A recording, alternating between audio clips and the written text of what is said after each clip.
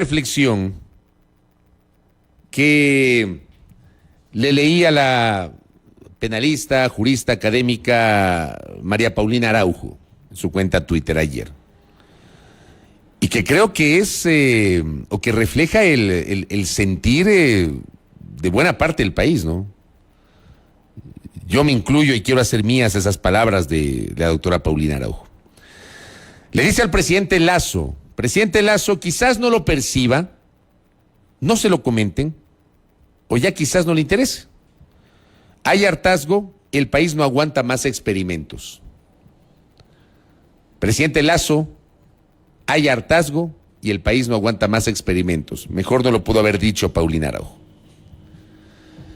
Yo creo que este es el momento en el cual, luego de los cambios de ayer, que ya lo voy a comentar porque tienen sus matices, el presidente debería enfocarse en reformular su gestión y apuntalar un cambio de fondo tras los primeros 13 meses de su gobierno.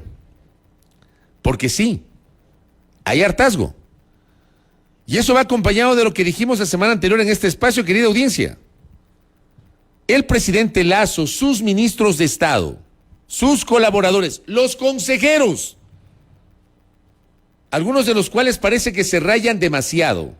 Ay, perdón que hable de manera tan coloquial, pero es que no encuentro otro término. Pero es que se rayan de tal manera que escriben cualquier cosa en las redes sin entender el rol que están desempeñando. O sea, dejen el Twitter un rato.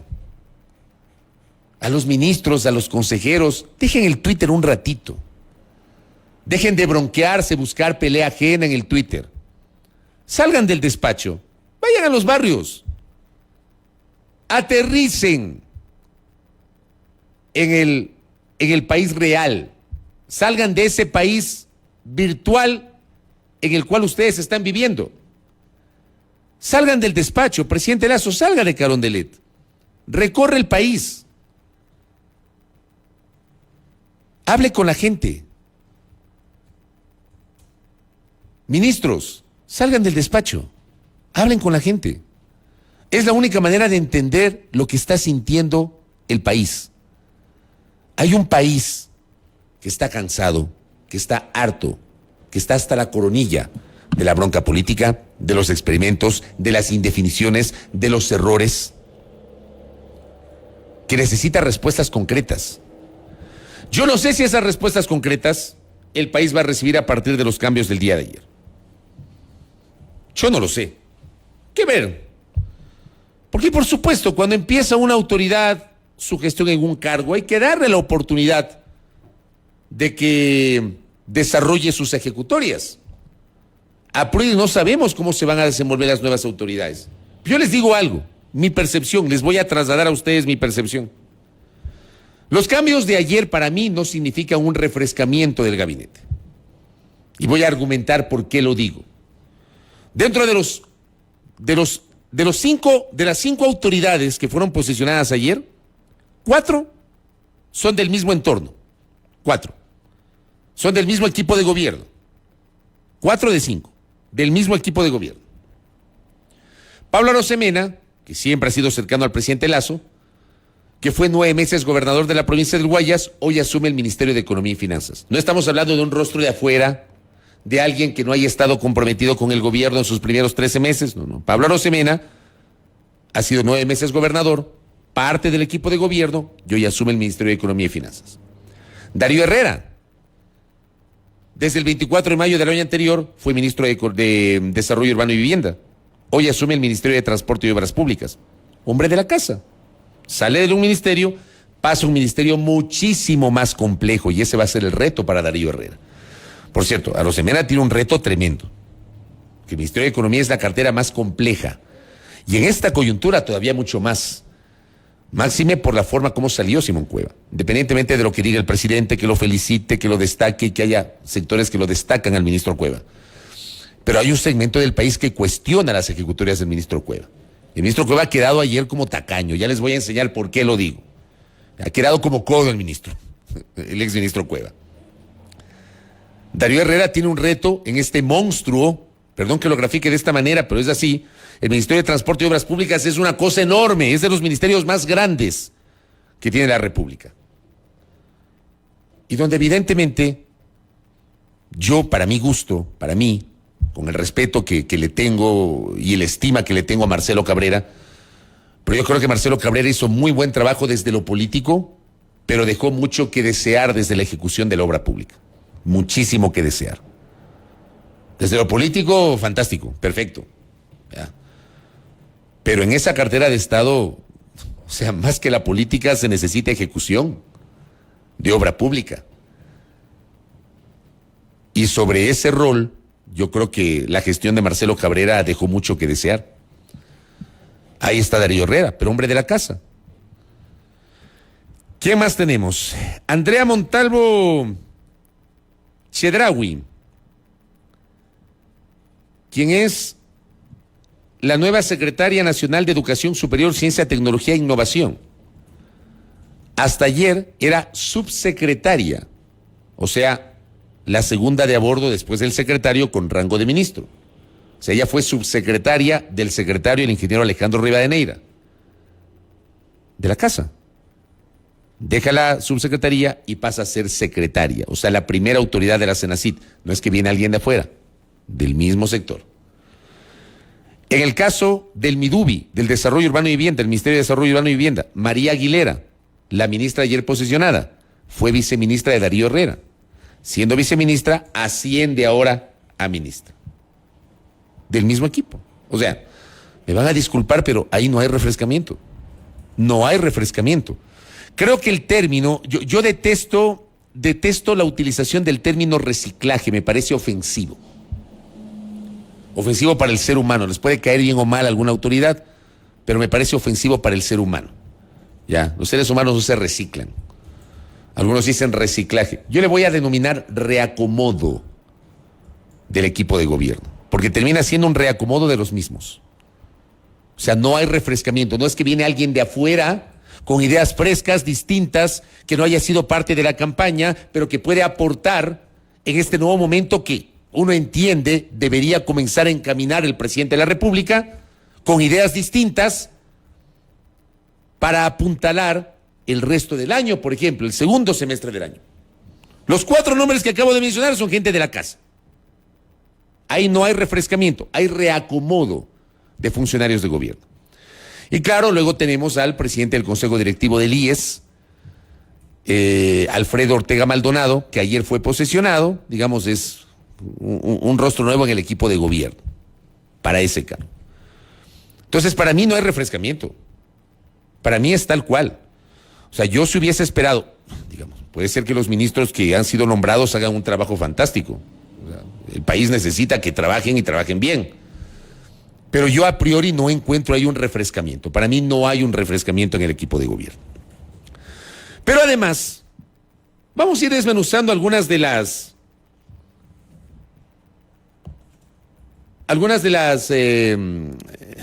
palabras que mencionó ayer el presidente de la República. El presidente de la República tuvo un discurso en donde yo he identificado al menos cuatro pedazos del discurso que los he separado para irlos comentando con ustedes, porque creo que va a ser interesante hacerlo. En una primera parte, el presidente Lasso, y eso es lo que, digamos, a mí me invita a pensar de que estos cambios no terminan siendo cambios de fondo, no terminan siendo parte de lo que en lo personal he señalado, que el presidente de la República debería encaminar una variación de 90 grados en su gestión. Yo no podría hablar de 180 grados porque sería que el presidente se pase de un extremo a otro y eso no va a pasar. No es que Lasso va a cambiar su visión ideológica, su visión política, pero sí un giro de 90 grados entendiendo, ya luego de 13 meses, cómo funciona la cosa pública, la administración pública y cómo se hace política. Y entendiendo que ya no es el empresario, no es el presidente de una institución bancaria, es el presidente de la República. Y el administrar la República es una cosa totalmente diferente a administrar una entidad bancaria, totalmente diferente.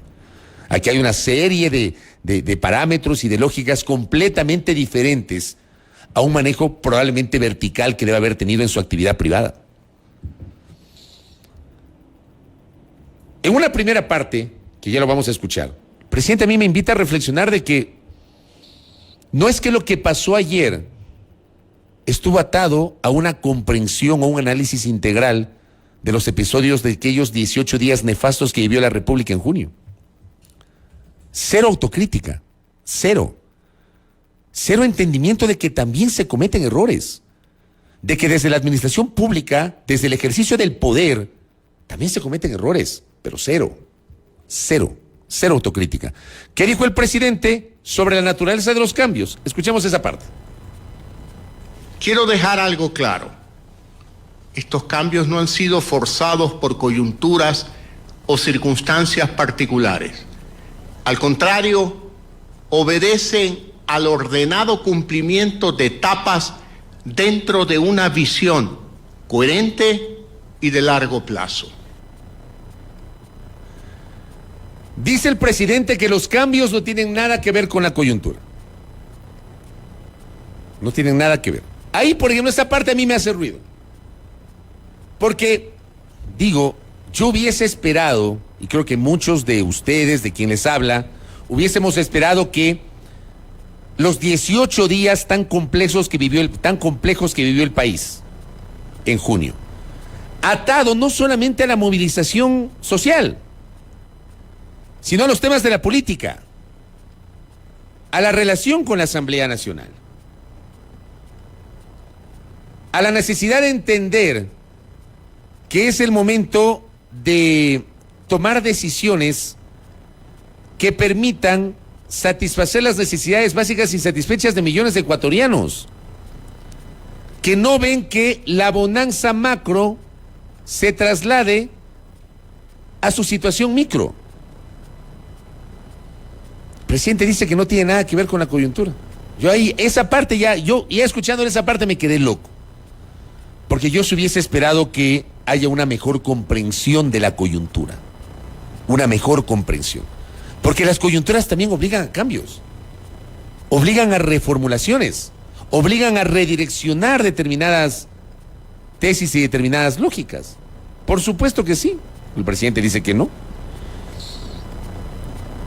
Que estos cambios no responden a la coyuntura. No tienen nada que ver con la coyuntura. Bueno, me imagino entonces que por eso el presidente decidió no refrescar su equipo de gobierno, sino simplemente reacomodar a su equipo de gobierno. No refrescar con gente de afuera que aporte con ideas distintas a quienes en el momento están o son parte del gobierno desde el 24 de mayo. Y luego de eso el presidente nos habla de economía y emite un concepto con el cual en lo personal yo no estoy de acuerdo. Y es legítimo que no esté de acuerdo, como es legítimo que el presidente tenga otra postura. El presidente dice que es falso que lo macro no repercute en lo micro, hablando de economía. Escuchemos esa segunda parte, Roberto Carlos. Muchos dicen, la macro está bien, pero la micro no está bien. Y esa es una afirmación absolutamente incorrecta. La macro es la suma de los micros, de los negocios micros, pequeños, medianos y grandes. Y si logramos torcer la tendencia de un crecimiento para el año 2021 de apenas 2.8% y elevarlo al 4.2%, es porque la economía se reactivó, porque esos negocios se reactivaron, porque se reactivó el empleo, gracias a un objetivo que lo cumplimos impecablemente: la vacunación. Dice el presidente que lo macro es la suma de lo micro. Yo no sé cómo se puede sostener aquello cuando está claro que hay un país real en donde las condiciones económicas son absolutamente complejas. Vayan a los barrios. Hablen con los empresarios. Los empresarios no van a estar de acuerdo con esta tesis. Yo he hablado con algunos en entrevistas. Hay un segmento del sector empresarial que está nada contento con la política económica del gobierno. Nada contento.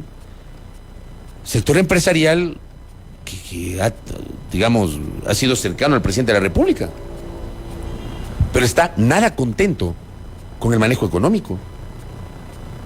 Y perdónenme, si no hay un crecimiento del empleo, si se siguen encareciendo los precios de los productos, más allá de los factores internacionales, más allá de aquello, porque hemos hablado y hemos conversado con ustedes en varias ocasiones, hay imponderables exógenos que para un país dolarizado le van a afectar.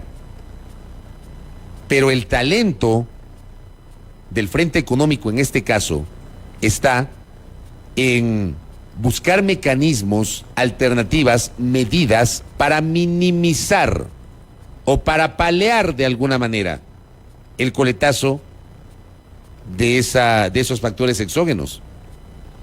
Así debería ser, ¿no les parece? Yo sí creo que en este caso lo macro está totalmente alejado y divorciado de lo micro, totalmente divorciado de lo micro. O sea, hay una diferencia sustancial del uno con lo otro. Pero ahí el presidente dice y ata las cifras macro con lo micro. Ahí estoy totalmente en desacuerdo. Luego de eso, el presidente de la República nos habla de los efectos del paro. Nos habla justamente de las consecuencias del paro.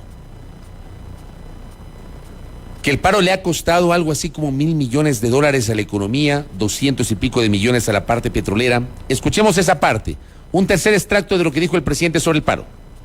Luego de haber superado un paro que afectó a todos, con pérdidas por alrededor de $1,000 millones y más.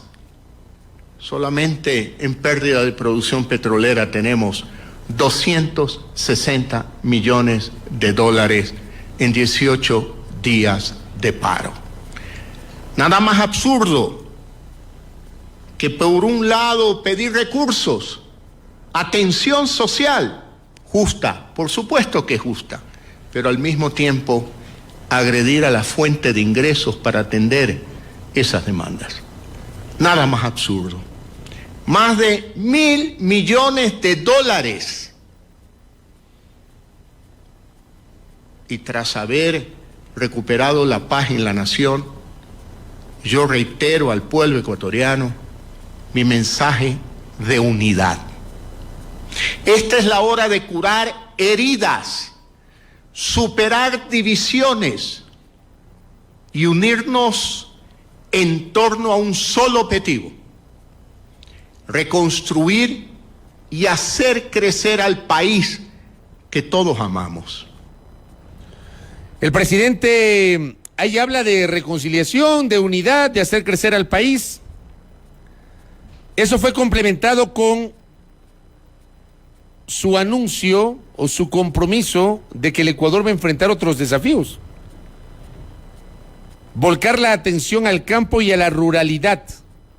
Palabras textuales del presidente. El campo y la ruralidad nos dicen presente. Vamos a ver cómo lo va a hacer, porque así como ocurrió el pasado 30 de junio en su intervención televisiva, en esta cadena con música de fondo del pasado jueves 30 de junio, hablando del fin del paro, asumió un compromiso, pero no nos ha dicho qué es lo que van a hacer. Yo sí creo que el gobierno tiene que comenzar a decirle al país cómo van a volcar ahora su mirada al agro y a la ruralidad. ¿Cómo lo van a hacer? ¿De qué manera? Tangible. Y lo último, un último extracto del presidente, que creo que ese es el extracto más polémico. El presidente ha hablado de que no tiene operadores políticos. Pero creo que el uso de la palabra o de la frase operadores políticos está mal entendida. Pongamos en contexto. Escuchemos al presidente Roberto Carlos. Muchos me dicen, es que el gobierno no tiene operadores políticos, es que el gobierno no tiene experiencia política. Y esta es una buena oportunidad para decir que aciertan los que afirman eso. Nosotros no tenemos ni hombres ni mujeres del maletín.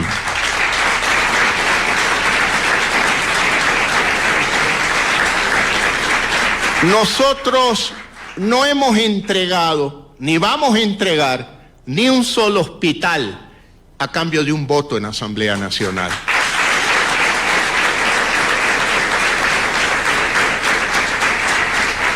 Nosotros no vamos a entregar las aduanas, el SRI, la UAFE, el Ministerio de la Amazonía y tantos otros cargos que si las paredes de mi despacho pudieran hablar, serían vibrantes testigos de planteamientos de corrupción en el Ecuador. Sí, ya llegó la hora de que los ingenuos nos hagamos cargo de la política y dejemos a los expertos en su casa, porque ya disfrutaron mucho de los dineros públicos y del interés común del pueblo ecuatoriano. A ver, primero tengo una duda. ¿Cuál es el Ministerio de la Amazonía? ¿Hay Ministerio de la Amazonía, Belkis? Yo no conozco que haya un Ministerio de la Amazonía, perdónenme. En serio les digo, yo no conozco, no sé de qué ministerio habla el presidente. Dice un Ministerio de la Amazonía, que no va a entregar el Ministerio de la Amazonía, no sé cuál es el Ministerio de la Amazonía. Perdónenme. Bueno, a ver, ¿qué es un operador político? Un operador político es el hombre del maletín. Perdónenme. El solo asumir que un operador político está asociado a la corrupción ya es un concepto erróneo. Un operador político puede ser el ministro de gobierno. ¿Y qué hace un operador político? Si mañana pasado el presidente de la República envía a la Asamblea Nacional un proyecto de ley, el operador político, que no es el equivalente al hombre del maletín necesariamente, va a la Asamblea, dialoga con los bloques, mantiene conversaciones con el presidente de la legislatura, con los vicepresidentes, con los miembros del CAL, con los líderes de las bancadas legislativas, acude a las comisiones, explica la postura del gobierno, busca votos para que pueda ser aprobado el proyecto de ley. Eso hace un operador político. El pensar que per se el operador político es el hombre del maletín, aquel personaje oscuro que va a la Asamblea o al Congreso antes y va a empezar a repartir billete tras billete para comprar votos, a mí me parece que es un concepto extremo. Que en este país ha existido corrupción, por supuesto, pero claro, y hay N cantidad de casos de diputados de la República o de asambleístas que dejaron sus orientaciones políticas para respaldar al gobierno de turno a cambio de canonjías. A cambio de canonjías. De esos hay un montón de ejemplos en 40 y pico de años de historia republicana de este país. De la última etapa republicana desde el 79. En 43 años hay un montón de ejemplos. Pero el pensar que un operador político es el símil del hombre del maletín, a mí ya me parece que es un concepto erróneo. Después, el presidente de la República dice, no vamos a repartir hospitales. Entonces está reconociendo que efectivamente antes sí hubo reparto de hospitales. Sobre lo cual, vea, aquí se hicieron los locos y nunca investigaron. Aquí hubo portales de investigación que denunciaron que asambleístas en el periodo anterior recibieron cuotas de poder en provincias, fundamentalmente en el sector de la salud, para sumarse al respaldo al gobierno anterior, y nunca se investigó nada. Pero nada. Aquí nos dieron un placebo, el caso de Daniel Mendoza. Ese fue un placebo para los ecuatorianos. Nos contentamos con el caso de Daniel Mendoza. ¿Ya? Quédense tranquilos. Ecuador, quédense tranquilos. Ecuatorianos, tranquilos. Ya está Daniel Mendoza detenido, procesado, sentenciado. Y por el resto, igual que el tema de los diezmos. Se presentaron solicitudes de investigación a 20 y pico de legisladores. ¿Cuántas investigaciones avanzaron? Norma Vallejo, Karina Arteaga, María Alejandra Vicuña, que correspondió a otro periodo, Nivia Vélez, que correspondió a otro periodo, para de contar. Y no estoy diciendo que son culpables, estoy simplemente refiriendo cuánto avanzaron los casos. Yo no soy el juez para decir que Nivia Vélez es culpable o inocente, o que Norma Vallejo es culpable o inocente. Pues están los jueces, no el periodismo, no la prensa. Pues no avanzaron, y avanzaron solamente en eso, y en el resto, nada. Pero está reconociendo el presidente que antes hubo reparto de los hospitales. Pregunto. Y después dice que si supiéramos, si el despacho de Carondelet hablara, se encontraría con sorpresas. Vea, presidente Lasso, con todo respeto, yo creo que es el momento de no quedarse solo en las palabras. Si hay políticos, si hay asambleístas que le están pidiendo cargos o plata o están pretendiendo cometer actos de corrupción y usted tiene la evidencia, presidente, denúncielos. No a través de un discurso que se presta evidentemente para la suspicacia, para la interpretación de cada quien. Vaya a la fiscalía y presente la denuncia. ¿Quién o quiénes son los que van a su despacho y le piden actos reñidos con la ley a cambio de? ¿Quiénes? Porque si seguimos hablando desde la generalidad y no particularizamos, aquí no va a pasar es nada. ¿Y saben por qué lo digo? Porque ya pues pasó esto. El 24 de marzo, el presidente de la República denunció que un ex candidato presidencial y empresario, Javier Herbas, intentó canjear votos de Izquierda Democrática a cambio de que le perdonen sus impuestos. ¿Qué pasó con esa denuncia? A mí no me corresponde decir que Javier Herbas es culpable o inocente. Para eso están las investigaciones. Días después el presidente le ordenó a la directora del SRI, que renunció, le ordenó justamente que revise las cuentas tributarias o las obligaciones tributarias de Javier Herbas. ¿Qué pasó con eso? 24 de marzo, abril, mayo, junio. 3 meses han pasado. Y claro, ya la gente no se acuerda. ¿Qué pasó con esa investigación? Se quedó en el aire, porque nadie se ha enterado. Después del presidente Lasso, el 26 de marzo, revela los nombres de asambleístas que habrían pedido beneficios a cambio de votos. 5 asambleístas de Pachacutic. Hablaba de Rosa Cerda, Gisela Molina, Edgar Quesada, Celestino Chumpi y Cristian Yucaya. Además de un asesor del asambleísta Yucaya. ¿Qué pasó con eso? ¿Cuánto ha avanzado esa investigación? Es que no se pueden quedar así las cosas, perdónenme. Es que no se puede utilizar un micrófono y decir cualquier cosa sin presentar, obviamente, las referencias, las pruebas, o ir al siguiente nivel, que es una denuncia, y darle seguimiento a esa denuncia. Porque si al presidente de la República ha habido gente que ha llegado a su despacho a pedirle cargos o canonjías, en ese momento el presidente de la República debió haberlo denunciado ante el país, o su equipo, no en un discurso de posesión. ¿Cuál es el contexto de lo que dice el mandatario? Cuando dice, si el despacho de Carondelet hablara, ¿a qué se refiere el presidente Lasso? Estas cosas, querida audiencia, no se pueden quedar en el aire, porque de lo contrario terminan quedándose como un chisme. Como un chisme. Y abona el desprestigio de la política. Porque el común de la gente lo que dice es, ahí están los políticos, esos son los políticos. El común de los ciudadanos en la calle asocia al político con la corrupción, la política con la corrupción. El común de los ciudadanos, el común de la gente que va por la calle detesta la política.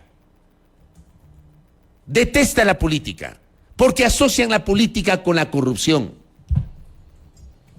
Y este tipo de declaraciones, si no van acompañadas de un sustento, de una referencia, y si no son denunciadas de inmediato, se quedan